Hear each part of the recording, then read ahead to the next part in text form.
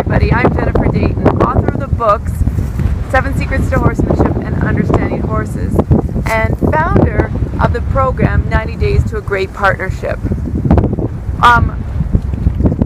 In this video, what we're going to talk about is three main ideas that if you remind yourself of these ideas, they're not new ideas, but people forget to look at them. These are three main ideas that will improve your communication while handling your horse, communication while riding your horse, and communication in everything you do in understanding your horse. So we're going to go through those.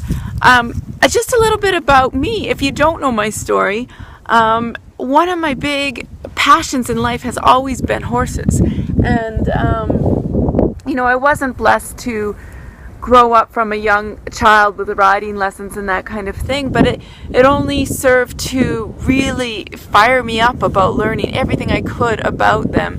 And once I got started with working with these warm blood horses that I've spent a lot of my career working with, I was hooked. It was my niche. I just loved them. And this guy in particular was instrumental in starting a story that really led to me paying attention to these kinds of ideas and concepts. So our story, I'll just give you the brief version. I learned to ride with more sophistication in my adult years, and one of the things that made it hard was I was always doing green horses, and I loved doing them. I think of myself as the kindergarten teacher for a horse, doing the initial stages of training. And this guy, when he was young, he he was so wonderful to work with. I loved him from the first moment I touched him. I'm talking about you. And within 3 months of first backing him as a 5-year-old, I could canter him around the farm bareback with a halter. He was just that quiet, that willing, that good. We had such a strong relationship. He's a little out of sorts today because I left his buddy, and they've been together without separation much in the last year, just because the other guy is older. Plus, I just heard the neighbors say the bear's been around, so we'll see. Maybe he knows something I don't. But regardless, he was so easy to work with, so wonderful to work with, and he was sold. And that was the point of training him, was for him to go into our fall sale, our fall warm blood auction. And I actually tried to buy him there. I was so upset about the idea of him selling, and he tried everything. He looked really green. Well, he was green, but he'd never been exposed to all the things in that environment, and he was scared. He ended up getting sold to a horse dealer, and what she did was she would just buy a lot of the horses that went for not as much money, and then she would take them to a barn in the States where she would meet with a bunch of trainers, and she would just mark them all up for $1,000, and with 10 horses she'd make easily $20,000 on the trailer load. And he was part of that, and he ended up not letting anyone ride him. He bucked so hard, he pulled the billets from the saddle. He was declared unrideable by 3 trainers. The lady, obviously unhappy with her purchase, she called the breeder, who I was still working for, and said, this horse is no good, nobody can ride him. And it was so hard for me to believe that this horse that I had such a connection with, and that was so wonderful to work with and so rideable, would all of a sudden become declared unrideable by 3 trainers. I go into his full story in my second book, Understanding Horses, so I won't go into all the details now, but she ended up bringing him back almost a year later. He had to be roped off another horse to catch him. According to her, he was skinny, he was mistrustful, and he hadn't been ridden, and not at all. He wouldn't let anyone even sit on him. And within 3 days of him coming back, the first 2 being the days that I showed her around the farm to take another horse in trade, the 3rd day she left, I took him to the river where we always swam, and I hopped on him bareback and rode him home. And it inspired me to pay attention to what it is that that people read about horses, or what it is that people see or don't see that can cause a horse that was so wonderful to be so awful, declared unrideable. And what it is that we can learn this. We need to just be mindful of it, pay attention, be aware that it's out there, these ideas about horsemanship. And we talk, I think that there's a bit of a stigma, attached to horsemanship, and the idea of it, of doing things like petting them with large sticks I don't know, I envision a lot of round pen work. Horsemanship is just daily handling in a way that is conducive to their language. And so that was my inspiration. I've been studying it for, he's 17 now, this was when he was 5. I've been studying very intensely for the last 12 years. I studied some of the physiology and all of that through my animal science degree. And then, through coaching, I'm a certified riding coach as well. I really started to see, my old guy that is back at home, what it is that makes them act one way with one person and another way with the other person, the same horse. It's just fascinating stuff to me. So here we go. We're going to talk about the 3 things that you can think about, that you can change, the ideas that will simplify knowing what to do with your horse and give you answers in a time where you're not sure. And if you're like me, when I was first starting out, there was just so many rules to learn. So many things that I thought, okay, well, you can't lead your horse on the left. Well, why? You have to saddle them from the left. Well, why? You have to, for different aids, canter. This is how you ask for canter. When I was first learning this stuff and improving my riding, I just thought there was so much to learn. It was so complicated. I was so hard on myself because I thought I had to ask perfectly for everything. And I wish somebody had just said, actually, you can simplify it to one thing that's actually applicable to how you handle your horse, how you lead your horse, how you ride your horse. One thing. Wouldn't you like to know what that one thing is? Well, I would have at the time, and so I'm going to tell it to you here.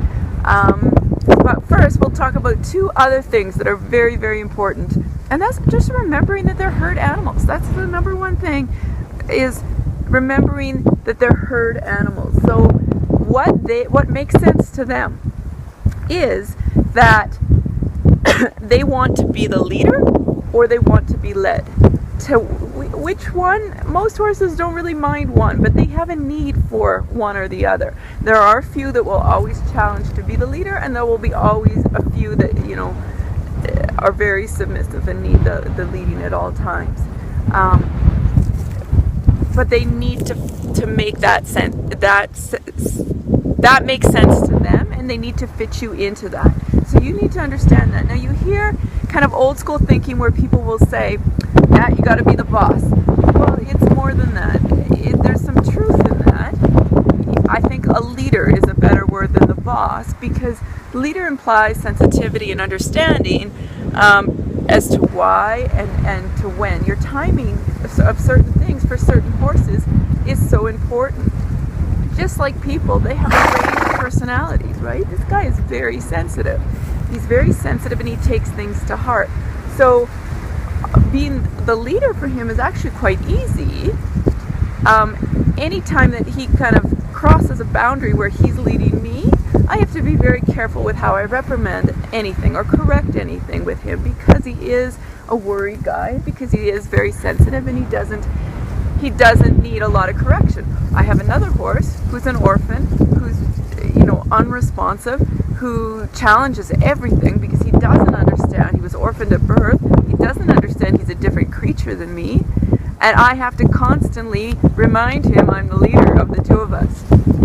So there is a range of behavior. You can't say, oh, well, I'm going to show him he's the boss and have great results. You have to lead him with compassion, with understanding. So that doesn't mean you have to be the most experienced person, but you have to have an air of confidence about you and know that even if you're not asking something perfectly, the energy with which you ask, the intention, the certainty with it, that is something a horse will follow. The second thing The second big idea that's really important that will change how you think about horses and how you respond to situations it's very similar, but it's different. It's worth its own point, and that is learn to speak the language of horse. They can't speak English, but we can learn their reactions, learn what their body language is, learn what their expressions mean, learn your horse's expressions. Start to recognize it, start to pay attention. We know that the ears pinned means that they're angry, right? We need to know all the subtleties of things that are just the extreme. When is he feeling lethargic versus when is he tired versus when is he sick? We have to pay attention to that. And more than that, there's things that I notice that people do frequently, like if you're going to use a voice as one of your natural aids for riding, for handling, and it is a natural aid, and it's valid. Some people have their own thoughts of whether you should use it or not when you're riding. It gets punished in dressage. There's a punitive point thing going on when the judge hears you use your voice to your horse. Jumpers will use them more readily, although there's some trainers that don't believe in it. I'm a believer in using the voice for initial training. I do think that they should use the aids of the rest of our body, and the voice could be saved as a backup. But things like the clucking. Now, I'm not one that can cluck. How you make a kissing sound, but kissing or clucking as a way of greeting a horse. Well, use that noise as a driving aid. If you're kind of feeling that the horse is being a little lazy, or that you want it to go over the jump and it's feeling hesitant, and you cluck to it, that's one use of the cluck. But then you see people go up to the horse in their stall and cluck to it. Well, it can't leave. It can't go anywhere. So what you're doing by doing that is not greeting the horse. You're telling it to move away, yet it can't listen to you. So those are little things that when we're asking the horse to come more to our aids, our vocal aids, and not to, we have to be mindful that we're not asking them something that they can't do, and that we keep it simple for them. A driving aid is a driving aid. If you want to greet the horse, then say, hello, horse, or use the name if you know it, right? But if you're just greeting, or just say, hi, big guy, or something like that, that is a good way to greet. But don't cluck him with the driving aid to greet him, So little things like that, I used to drive teams of horses, and you start to recognize how much they pick up on a voice command where you are using your voice in two long lines to drive horses that are, often 2,000 pounds apiece. That's all you have to control them. And it's amazing that they can respond, but you can't have 3 words to mean the same thing. You can't they don't want to differentiate between, okay, well, in this situation I'm supposed to listen in this manner, and in this situation I'm supposed to listen in this manner. So just simplifying that and paying really close attention to the body language that they show us, right? The look of impatience for our horse, right? He's a very good boy, but this is impatient for him. And I've done videos up here before, and he's totally been fine, but just the weather, the fact that I haven't had him away from his other guy for a while, all sorts of things. I know I'm asking a lot for him. Even though he's my baby, he's not perfectly behaved exactly how I want him to be every moment of every day. But I do understand him. Now the third point that I would like to make, and I think it's one of the most valid things when you're talking about riding, training, handling a horse, and it's not necessarily natural to them. In fact, I'd say it's actually the opposite of natural to them. If you watch a foal with its mom, when they're scared, they want to go closer to mom. And the third thing, the most important thing, is response to pressure. We have to teach a horse. The fundamental thing that we have to teach a horse is to respond to pressure.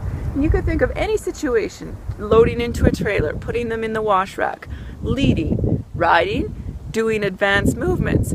All of those are responses to pressure. So we've got to keep it clear and basic, right? That they move away from pressure. And when it's natural for them to move into pressure, we have to teach them that if we put pressure, somewhere, like on their nose and on their chest, that they move away from it. If I put pressure on his bridle, now let's see if he'll do that, that he'll come down to it, right? If I pull on his bit one way, that he turns his head. If I pull on his bit the other way, that he turns his head. If I push him back this way, does he go backwards? If I pull him this way, does he go forwards? If I push on his noseband, you know, if it was just a halter and I was leading him, does he stop? Does he respond to that pressure? And if you think about all the horses that are rude to lead, you know, they do one of two things. One, they're running through the noseband and they're not respecting it, and people let them. They don't know that you know what, they should teach them to move off of that. And that's their job. They just add chains and they do all sorts of other things as opposed to teaching the horse the fundamental. So that's one thing that horses do when they lead poorly. The other thing is that they drag behind. Well, that's a lack of response to this part of the halter, right? And so what you need to do to fix that is teach the response, right? Back it up with some driving aid and, you know, put the pressure on and get them to respond to that. For riding, any lateral work is response to pressure. The leg, either turn the hips or move the shoulders. Let's see if we can move the shoulders right here. Just the shoulders, right? And any combination of those is what it is to do leg yield or shoulder in or haunches in or half pass. It's a combination of teaching the horse to respond to pressure in a variety of ways. And you can simplify that. To me, that's a simple way of thinking about it, instead of saying, okay, well, you for shoulder in, you have your outside leg here and your inside leg here, and your outside rein has to do this. You just have to think about it more systematically, because then you can allow the movement to be more fluid. I think we get trapped into thinking for every movement and everything that we ask of our horse that there's this mechanical thing that we have to do, and that is an aspect of it. But what the most important thing is for good riding and good horsemanship and a good partnership with your horse is really to allow the fluidity through. And to allow the fluidity of everything that you're doing through, you have to have a good partnership. You have to have good communication. You have to understand where your horse is coming from, what the fundamental thoughts of a horse is. They want to be with their buddies. They want to be part of a group. You can be part of that group. You need to be the leader in the group, and they respect that. They want you to be that. It's just so fascinating how it's so interconnected. So I hope this has helped you. I hope this has given you something just to think about, to take to your horse and just say, hey, you know, my horse doesn't want to go in the trailer. Well, it's probably a response to this pressure, so let's work on that. Let's work on it independent of trying to load into the trailer. And then let's combine it with the steps and breaking everything down into steps for them so that, you know, everything is easier, and everybody can do this. It just requires a little bit of disciplined thought. Why am I doing this in this way? And don't do it because somebody told you. Do it because you understand why. You know, and a good instructor, you'll be able to say, well, why do you do it that way? And they can say, you know, certain things like the stuff on the left, you know, that's just historical. It's not that it was right. It's historically correct, right? We had, you know, I've heard versions of the military riding horses, and the side that their sword was carried on was the side that they had to get on the horse so that the sword wouldn't actually hinder their the mounting. And so we kept the tradition. But there's no good reason, except now it's tradition. And the horses actually, if you teach a horse to get on the left side, they don't actually think it's the same on the right. Eventually they get comfortable enough that usually the right is not a big deal, but it's two separate things for them. They don't necessarily connect. They don't have the brain power to connect what we do on one side with it being the same thing on the other side. So, you know, we have to just be a little bit more understanding. They're not machines. They're wonderfully sensitive creatures, which is why they're so great at different things like therapeutic riding, equine assisted therapy, all of that. It's just amazing because they're such perceivers of energy, of confidence, and they're just wonderful creatures. We all know that, or we wouldn't be here. So anyway, I hope this has helped you. If you like this video and you want to go deeper, I've got another free training videos that all you have to do is opt in, enter your name, your email, and I will send the first one right away. The next one will come in a couple days, and the next one will come in a few days after that. So you've got some time to work with them. There'll be actual lessons with your horse and what you can do, very tactical things with these ideas in mind. So if you would like those, I would love to send them to you. Just enter your name and email in the box that's adjacent to this video. It depends what kind of device you're viewing it on, where the box will be, but you can see a box, a chance to enter your name and email. Do so, and I'll send you a free training video series. Thanks for listening. Again, I'm Jennifer Dayton, and